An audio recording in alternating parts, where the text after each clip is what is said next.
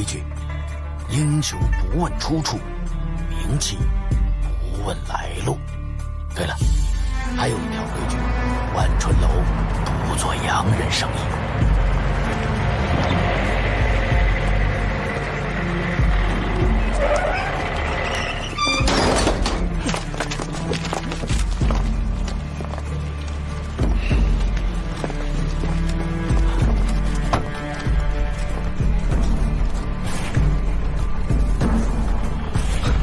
谨慎行事，清楚了吗？是。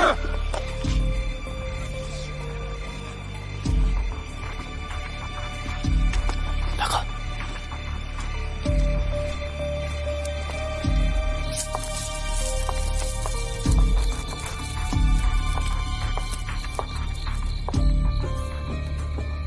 掌柜的，人来了，来者不善，如何应对？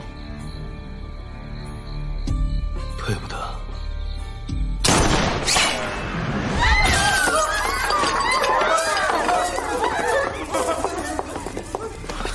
少爷，刚才跟您说了，不要冲动。你，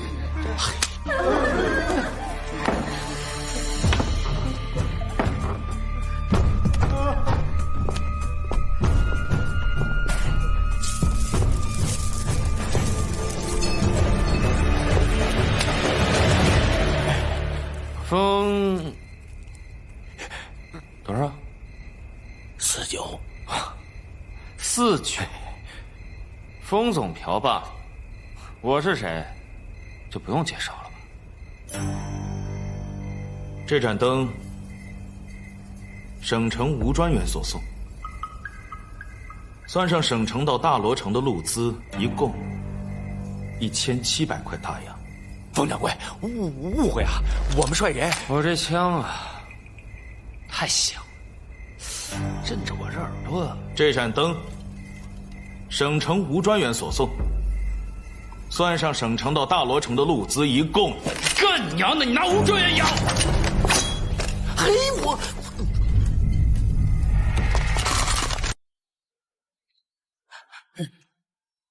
我告诉你啊，我们帅爷今儿来。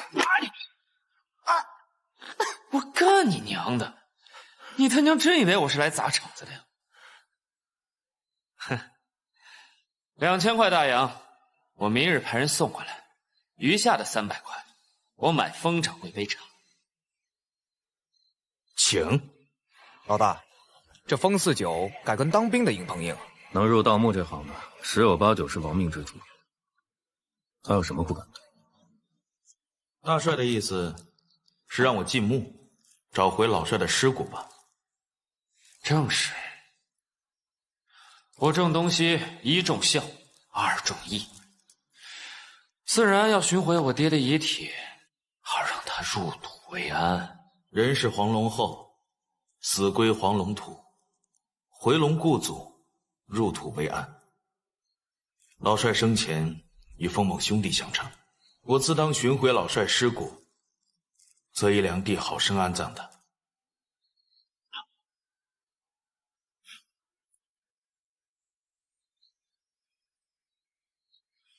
今日还有一事，我派人打听过，这是一处大墓的地图，里面名器宝贝无数。哎，我爹他在的时候啊，花钱没个章法，跟着他的兄弟们苦不堪言。现在好了，偌大个摊子留给我，我要是再对不起兄弟们，我就是不义。所以我想，以我兄弟2人联手寻得这宝穴，等得到了名器宝贝，咱们一人一半。不知封掌柜意下如何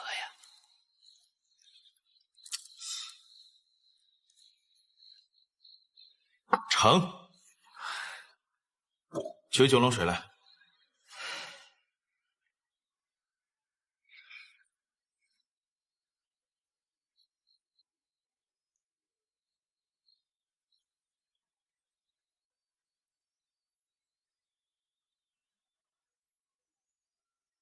这是……但凡我斗行经手之物都经过特殊处理，只有这九龙水才能显现它真正的位置。那地图所指何处？寻龙点穴之法分望、闻、问、切四途。望星辰布局山川走向，定阴阳宝穴，听风听雷鼻闻土。单凭此图难以寻得真龙宝穴。风掌柜，请说，我们何时动手？迎回大帅尸骨之后，即刻动身。好。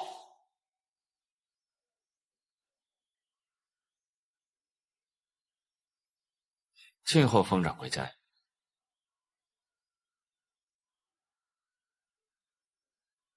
请。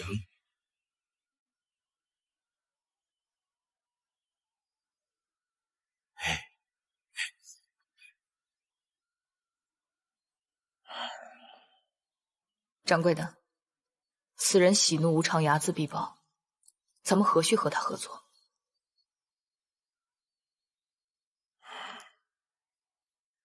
武状元上周写信过来，江南又水患了，急需赈灾物资。连年征战，又逢天灾，最苦的还是百姓。点灯吧。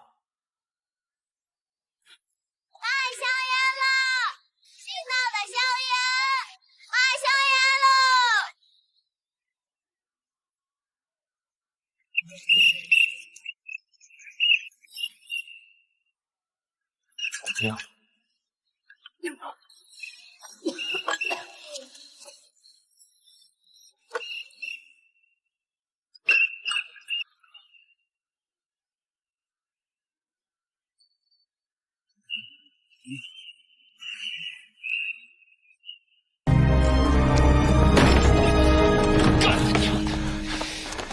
帅爷息怒，帅爷息怒，先让风四九这小子，让他再猖狂几日。等他事情做好了，再做了他也不迟啊。到时候在山里让他死于非命，就算他省城的吴专员来了，那也是死无对证啊。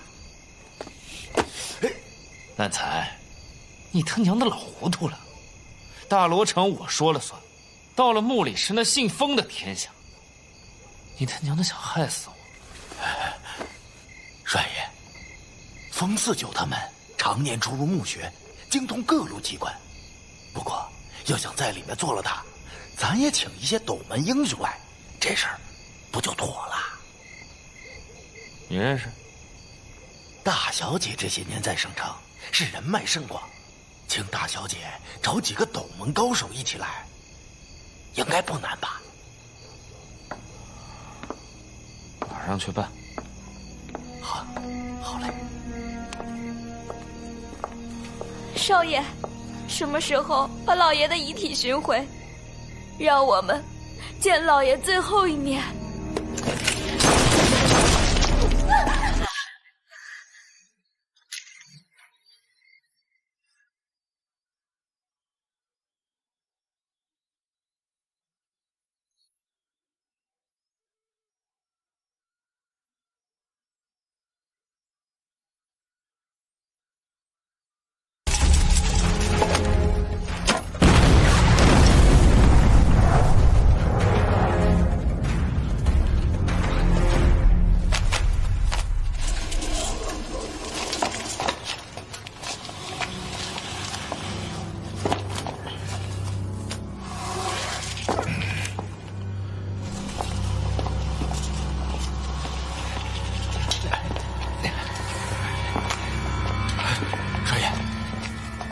跟上。好嘞。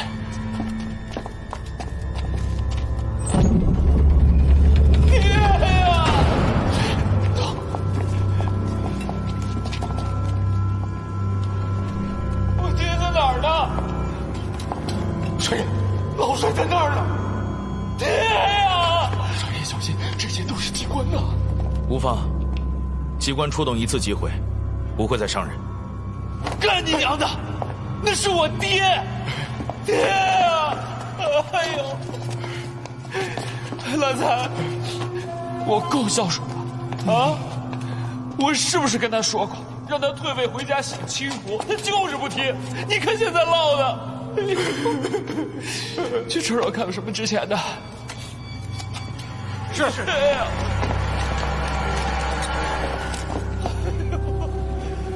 爹呀！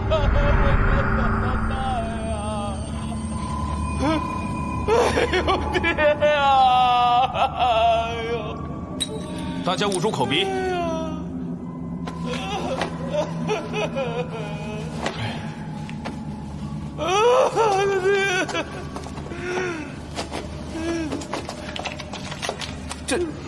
这是蘑菇吗？感觉像灵芝啊。这是什么呀？这是血灵芝。人死之前有3口气，死前打嗝出第1口气，放屁出第2口气，落棺入土，方会吐出最后1口气，视为断气。那这和血灵芝有什么关系？这墓主人生前显贵，死前曾大量服用灵芝、人参等珍贵药材，落棺之时吐出最后1口气，才会形成这血灵芝。这灵芝仅此一块，可就价值千金。菌种吸入口中，入体生根，神仙难救。老帅等人便是吸了菌种而死。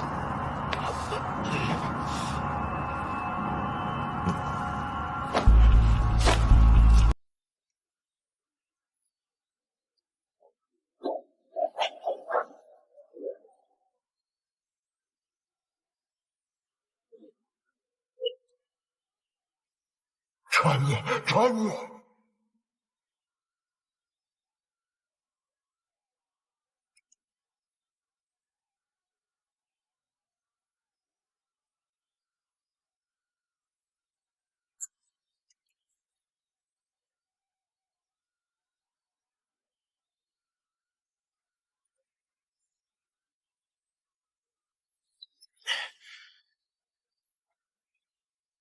金刚，落棺。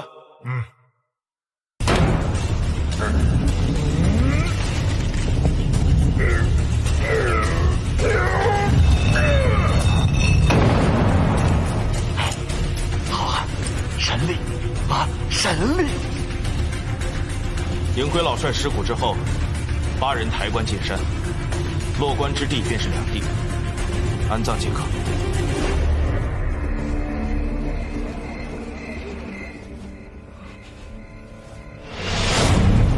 快跑！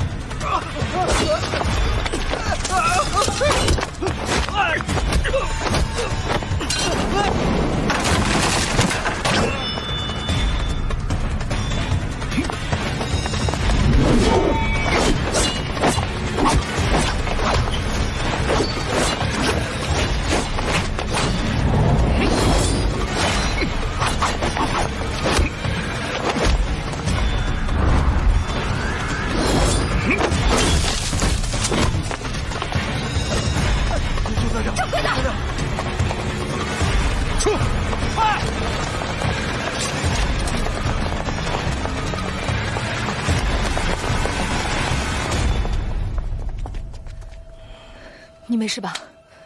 无法，定是那郑东西派人干的。不清楚。想要我封4九命的人太多了。袁金山，你好大的胆子！我看几日前风四九与郑东西起了冲突，所以才决定安排这次行动。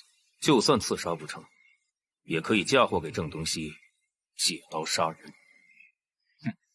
自作聪明。郑东西已经和风四九相约联手，共去山中墓葬。你觉得风四九还会怀疑这是郑东西出的手？是我考虑不周。郑家的郑小兰此刻正在省城招募斗门好手，你即刻赶往省城，接近郑小兰，进入郑家。上头说了，若再次自作主张，第一个死的人，也许就是你。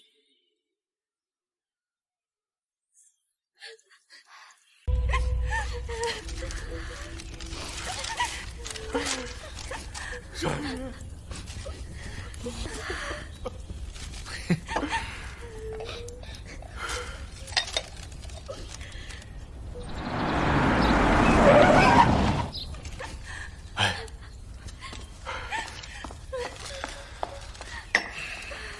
差不多行了。大小姐回来了，都给我高兴点。大小姐，您可回来了。少爷在屋里等着您呢。少爷，少爷，大小姐回来了。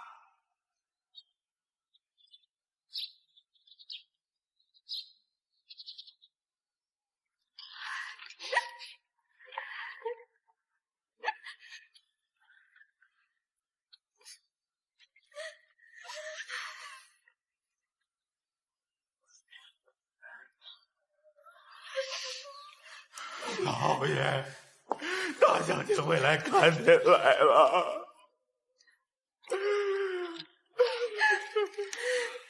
啊，现在就剩我们兄妹俩了。一直不都是这样吗？小兰，我让你在省城找几个斗门高手，你怎么就找这么一个？他能行吗？外地懂行的人，听说是大罗城，都说万春楼的风四九特别霸道，根本就没有人愿意来。只有这位陈大哥，亲自找上门，说是与风四九有个人恩怨。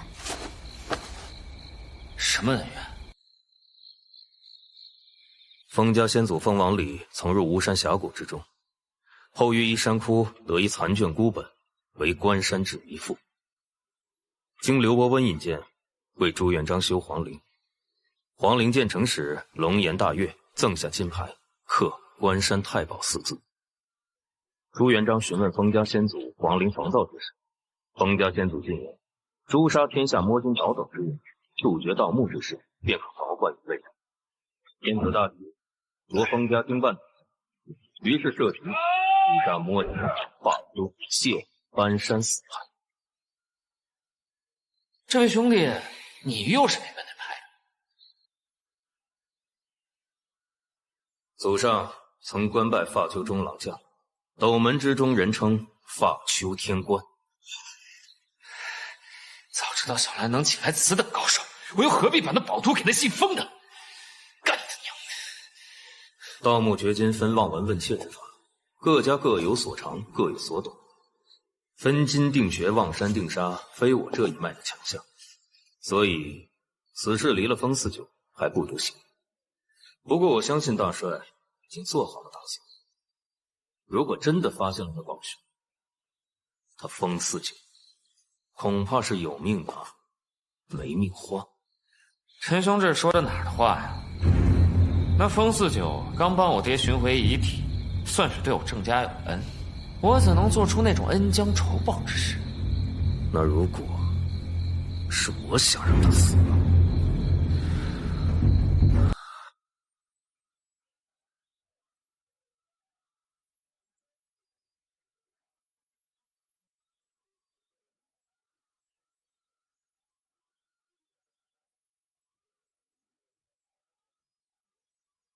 冯掌柜，地图所指真的会有墓穴宝里吗？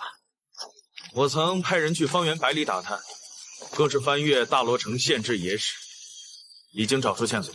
哦，封掌柜已知墓穴所在。这大罗城曾是东汉藩王的分封之地，藩王沉迷酒色，信奉金石丹药之术求取长生，不料丹成之日，却身中丹毒，一命呜呼。皇帝下旨厚葬，所葬之地就在此山中。感情还挖到帝王才是，那咱们不是发了？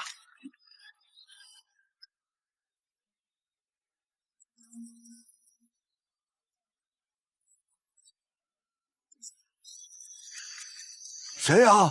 什么人？哎呦！老东西，你鬼鬼祟祟干什么？军爷，军爷，我就是山里的猎户，这是我的家，军爷。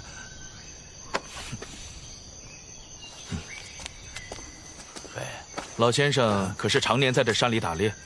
对，老汉一辈子都在这山里打猎。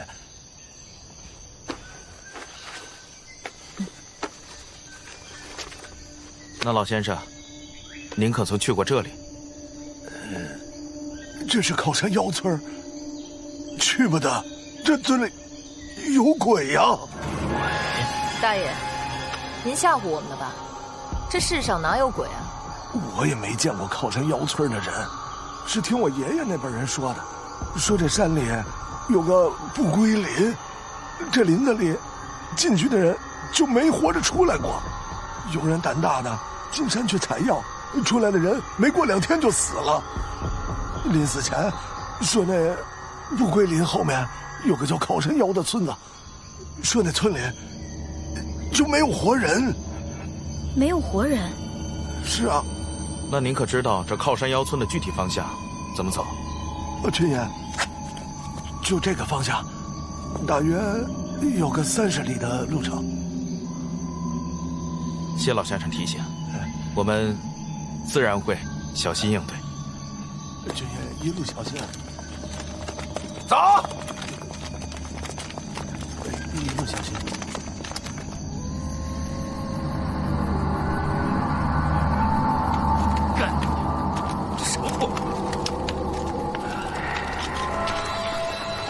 等，嘘！水爷，怎么了？你听，什么声音这是？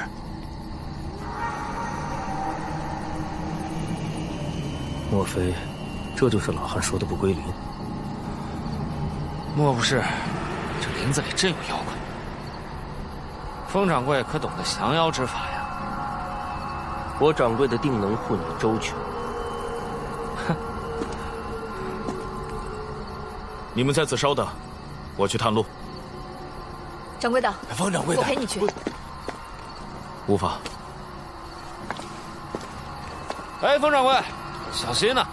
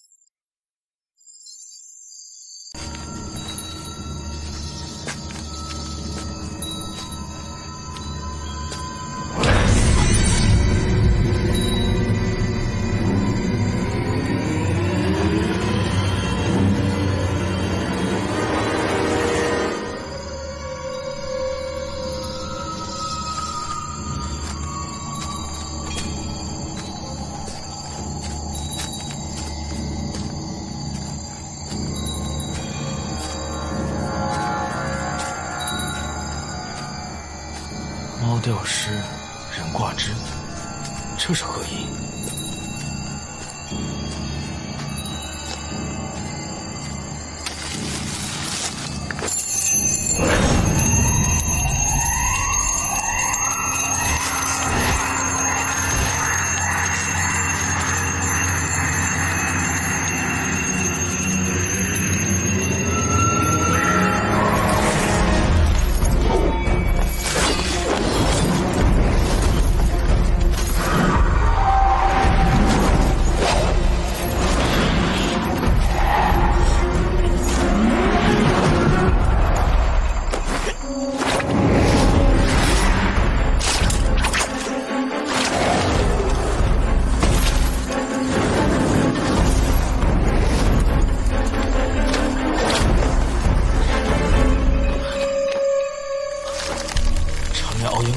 着了眼，没想到我会死于此处。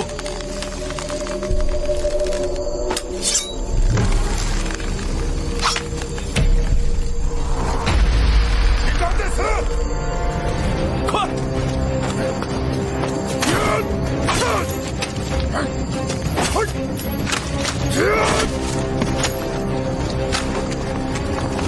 现在后面跟上，快点！掌柜的，你没事吧？没事。干他娘的！这是闯进猫窝了。猫死挂枝头，狗亡戏水流。什么意思？传言猫为了向老虎学习狩猎的本事，就以自己吸血的本事进行交换。没想到猫学会了本事之后，就跳到了树上赖账。老虎只能把气撒在了担保的狗身上。狗跑进了河边的芦苇荡，才侥幸捡回一条命。保住一条命的狗发誓以后要报答芦苇，死后入河给芦苇做养料。自此之后，猫狗不和，狗见猫定罪，所以才有了这个说法。这猫掉尸倒是其次，懂得可真多呀！这靠山腰的村民们在这山中布下重重机关，显然是不想让生人进入。按照地图的指引，那远山汉墓也正是在这附近。兄弟们，打起精神，万事小心。都听见没有？打起精神来，保护好大小姐。走。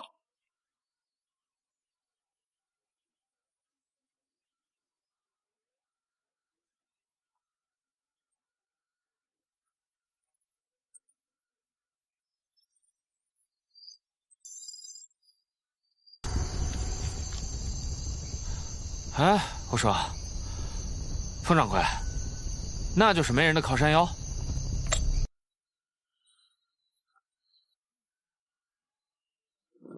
汉墓就在山下。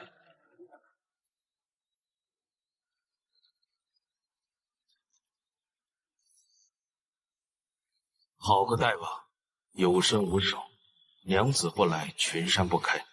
烧柴起锅，煮了干沸，凿井伐岩，问鬼讨钱。鸟道纵横，百步九回，欲访地仙，先找乌鸦。关山指迷，茅塞顿开。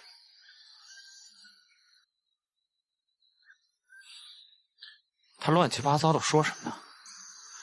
想必这就是封家分金定穴的独门绝技——关山指迷术。哼，这么简单？风水一说，虽听起来像藏风纳水之所，然而其中原理极其晦涩。敢问这位顶上元良，分过几道山甲，拆过几道秋门呢？一江水有两岸角，山上搬柴，山下烧火。鹧鸪分山甲，鹞子顶秋门。多层登宝殿，无处密龙楼。先生果然是斗门中人，看着先生十分面熟。敢问帅爷，贺喜帅爷，听到没？有二位英雄相助，那咱们此番肯定是马到成功，嘿，满载而归呀！啊，那是。哎，冯掌柜，你刚才说的汉墓在哪儿啊？所谓横宫龙阙生荣显，界河穿龙主富贵。这两山交汇，汉墓是双龙戏珠格局。双龙所系之珠，便是木门天顶所在。所谓沙水环绕，高一寸为沙，少一寸为水。沙水环绕为风水。墓穴入口当在村寨最高处。知了，你先行下山探路，万般小心。是，掌柜。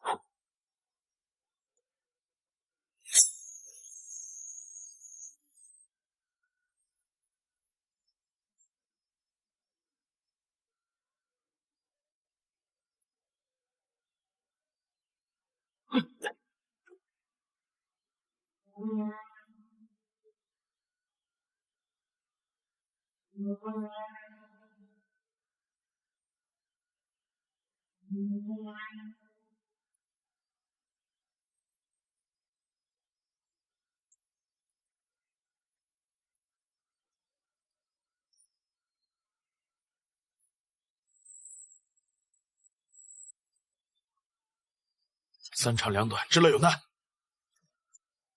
快，都跟上，都跟上！是，快点，都跟上！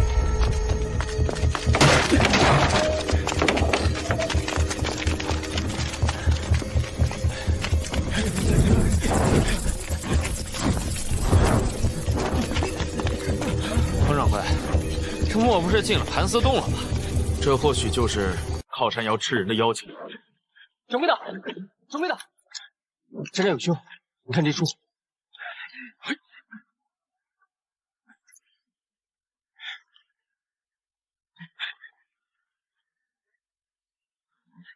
掌柜的，果真如此。这靠山妖的村民是汉墓的守墓人，在此世代防止外人进入。没曾想，有人监守自盗，引发了诅咒。既然有诅咒，咱们还进不进这村子？我风四九从来就不信什么鬼怪诅咒之事。知了，进去看看。快！是。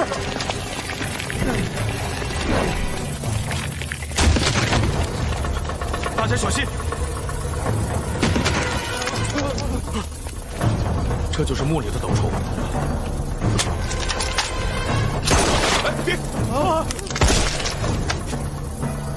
先别管它什么虫子，赶紧去找墓穴宝典啊！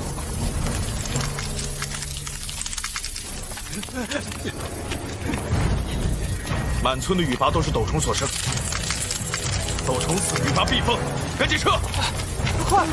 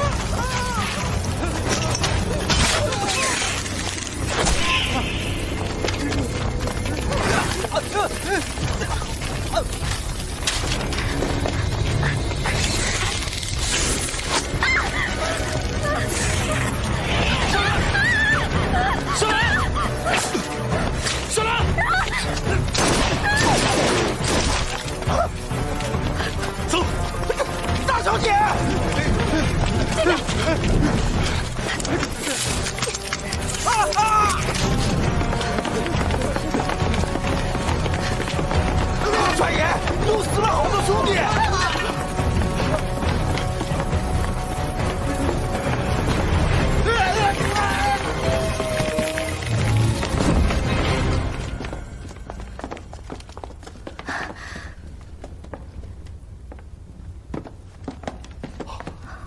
小姐，斗门之中一直有传言：一怕异木，二怕粽子，三怕石斛。绝异木者祸及子孙，遇粽子必见血光，生石斛九死一生。哎呀，石斛，什么是石斛？活虫入人体，水银封七窍，吸油渡全身，尸体不腐，毒虫不出，人变成斛。虫在人身，先吃五脏血肉，再吃同类，活下来的视为斗虫。斗虫封尸，变为石斛。我明白了，这定然是这地宫之中挖出了这守墓的尸斛，引出了斗虫，才会全部惨死。只有这几具干尸，哪来的这么多蜘蛛啊？此凶名为羽拔，雌雄同体，但凡被此虫所咬，血肉之中便有虫卵，人便成了一个虫巢。3日之内必死无疑。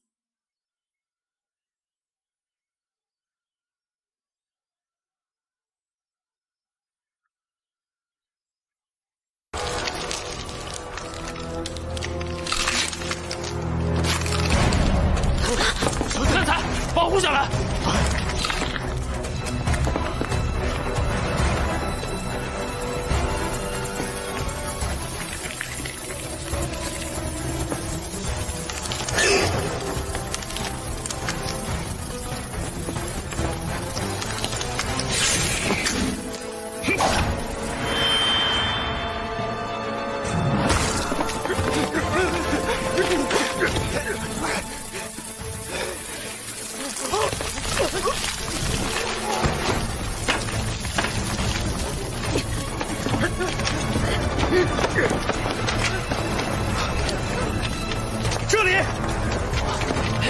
这里可能是墓门入口。炸！来人！来人！炸！慢！这是天地乾坤息，若是强行把它炸开，汉姆多流沙，我们都会被埋入地下。你管他什么天地乾坤息啊！打开啊！天地乾坤，卓然一体，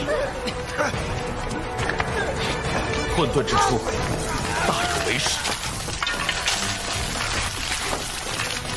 少爷，又死一个！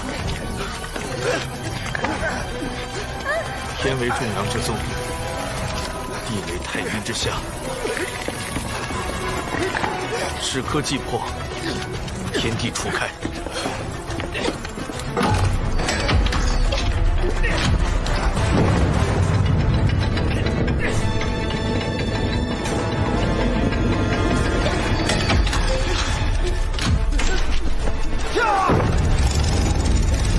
走。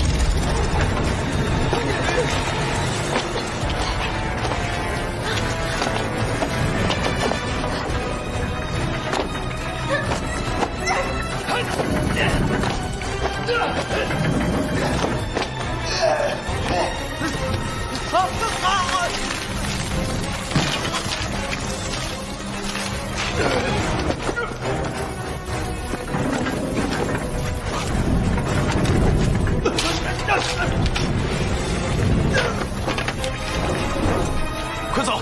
走不了了。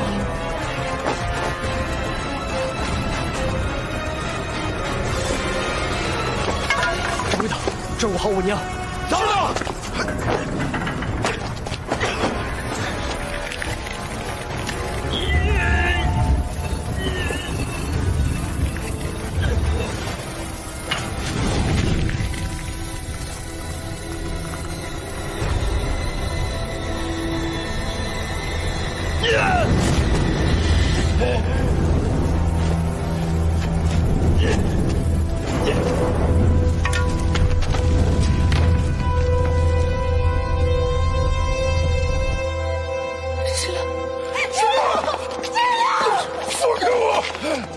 治疗折了，他为我们挡住了所有的毒虫。治疗临死前托我们照顾雪姨，这是他最后的希望。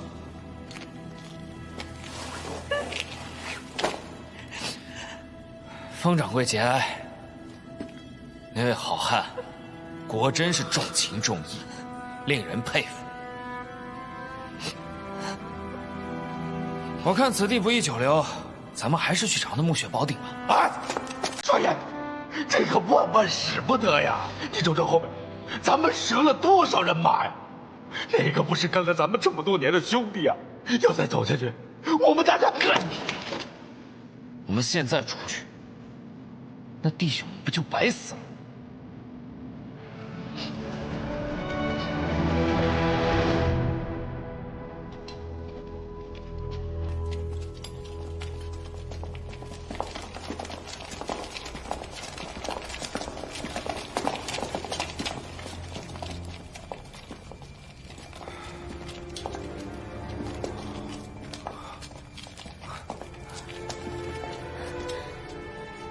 这上面刻的是什么？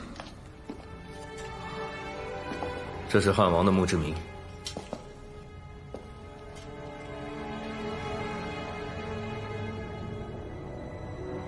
这汉王在封地横征暴敛，并非朝廷不知。他有一块汉高祖亲传下来的丹书铁券。丹书铁券？汉高祖刘邦会奖励重臣，以铁为器，以丹书之。有此丹书铁券，死罪可免，活罪可逃。哼，看您就是个免死金牌呗。我说封掌柜，这什么铁券，值钱吗？汉高祖亲手传下来的丹书铁券最为珍贵，存世稀少，价值连城。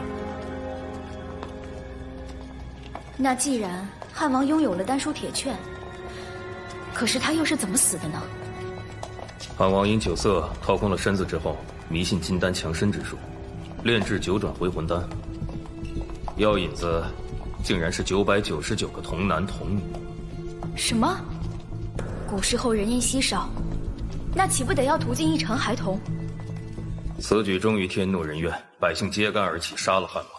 幸好朝廷查明真相之后，赦免了百姓的谋反之罪。念及宗亲之情，把汉王及丹书铁券一同葬于此处山中。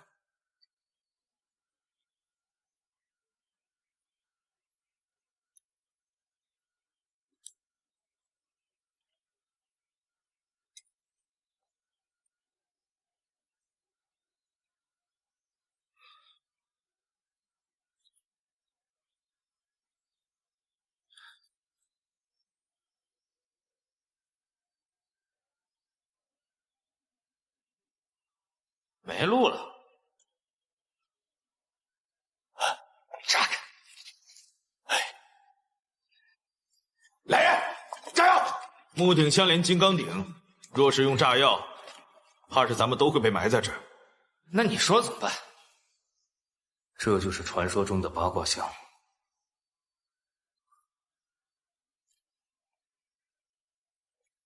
八卦锁便是密码。只有一次机会，若是开错，钥匙必毁。那还等什么呀？开呀！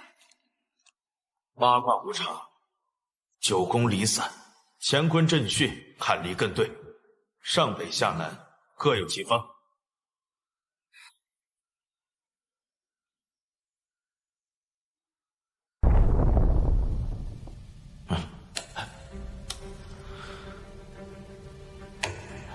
乾为马，主西北；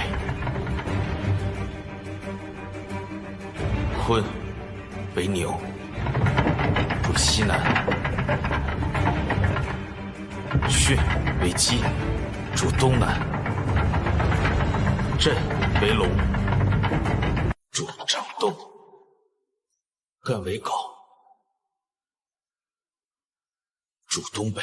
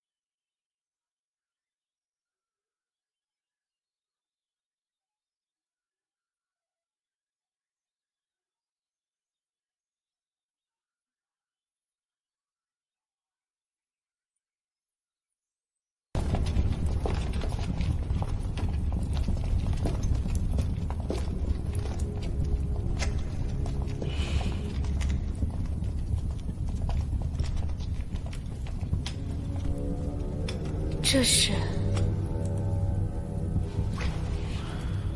只不过是达官显贵死后，想依然有人服侍在左右。如此看来，主墓室应该就在前方。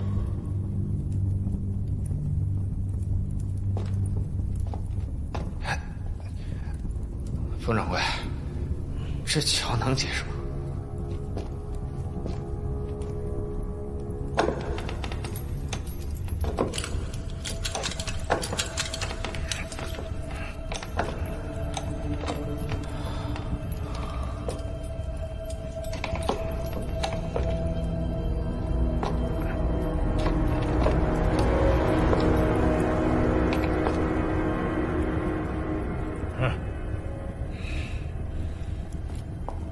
南才，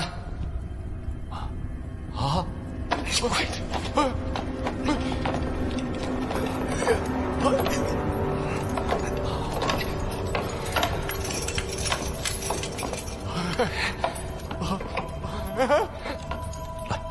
小心！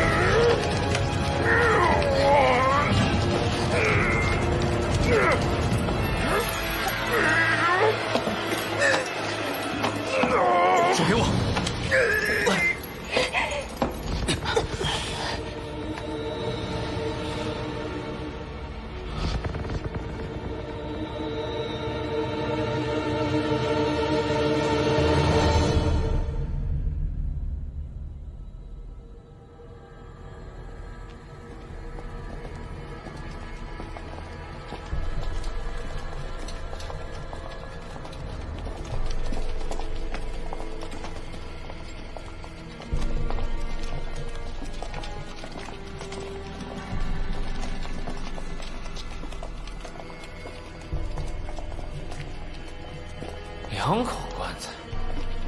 冯掌柜，这肯定是汉王2口子一起埋在这里，是吧？这是阴阳母子棺，落葬之法里最为凶残的葬法。阴阳母子棺，这2口棺材的身份是母子关系。阴阳母子棺，母棺葬身，子棺葬魂，人魄分离，近在咫尺却阴阳2隔。这是一种极凶的诅咒葬法。看来，这藩王残暴的确到了天怒人怨的地步。你管他是人是魂，你都打开不就完了吗？来人，快打开！打开！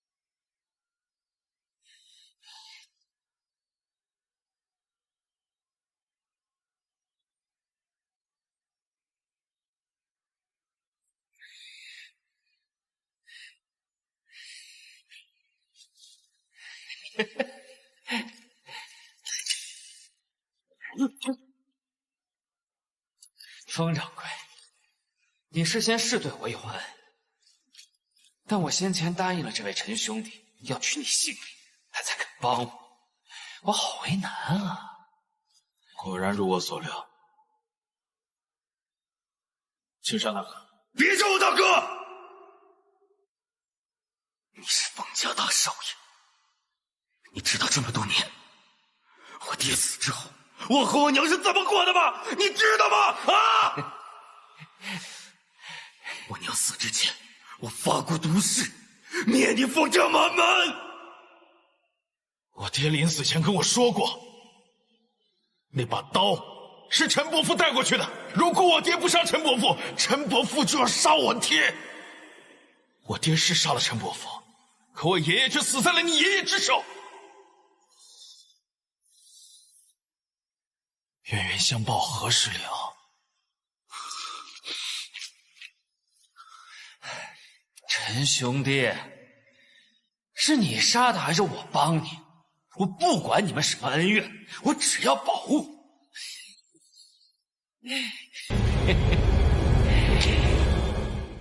没错，冤冤相报何时了？我干你娘的！你他娘的疯了！干你娘的！你竟然敢如此放肆，给我拿下！大小姐，没想到吧？啊，这回所有夏目的弟兄都是我精挑细选新入伍的兄弟，你更不可能想到世界上会有如此巧合的事儿。天底下那么多的斗门高手，而你最信任的这位陈老弟，竟然和封掌柜有着不共戴天之仇！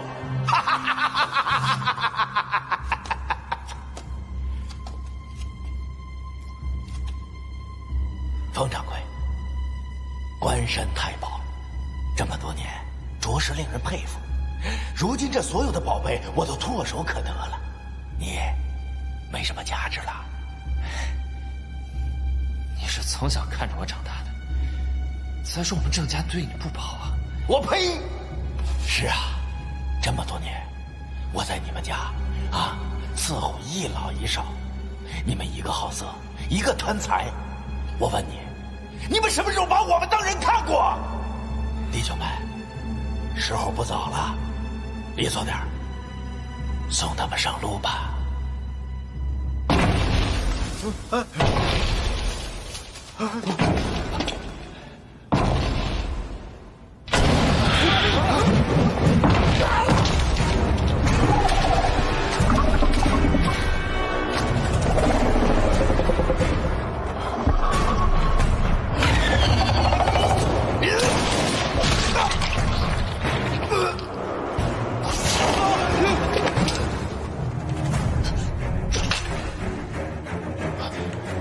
这是以人血肉和丹药养成的羽麻，他可是守墓的正主，大家千万小心。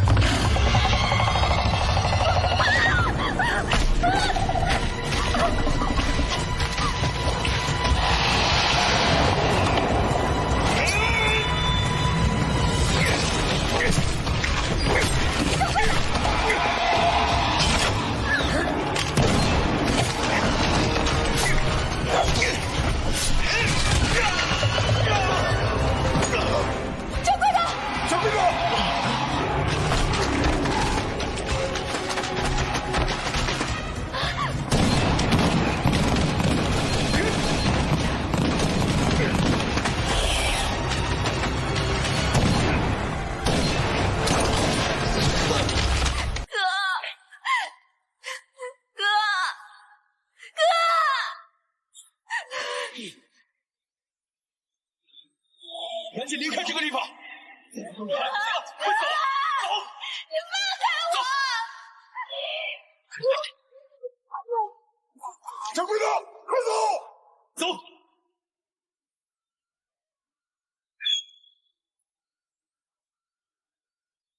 快走！金刚，快走！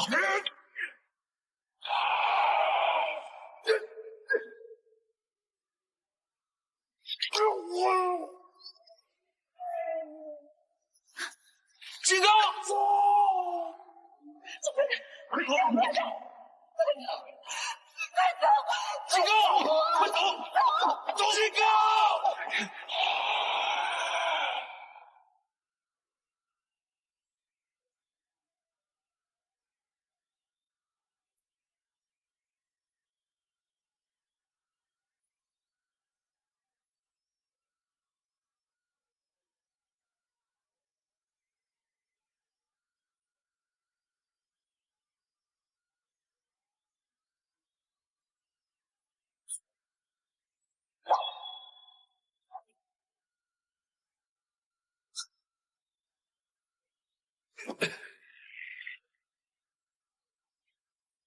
千玺，上！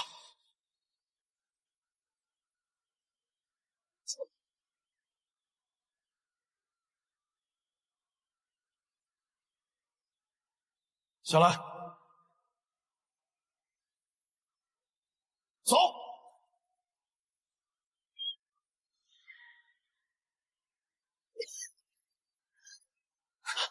走！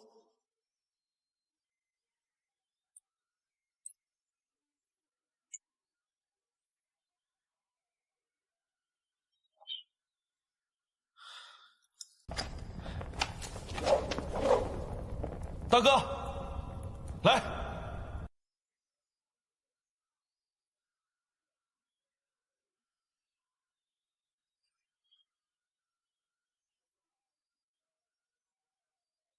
大哥，你这是干什么？一丹骨，二丹木。一丹骨，二丹木，要去西门楼。西门起大屋，大屋在西关，细屋在河南。西屋在河南，西屋在河南。大哥，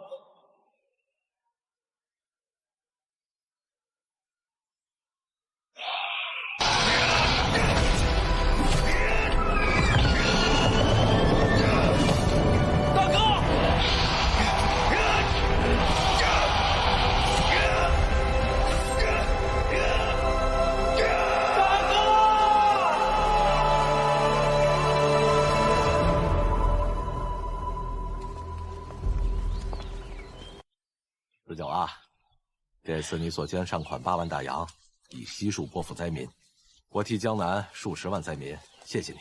哎，国家兴亡，匹夫有责。四九只是尽了点微薄之力，但愿这点小钱能够帮到灾民。风老板，郑小姐，郑小姐，此次江南赈灾，郑小姐可是出了大力呀。好，难道就只有你风四九一个人可以当英雄吗？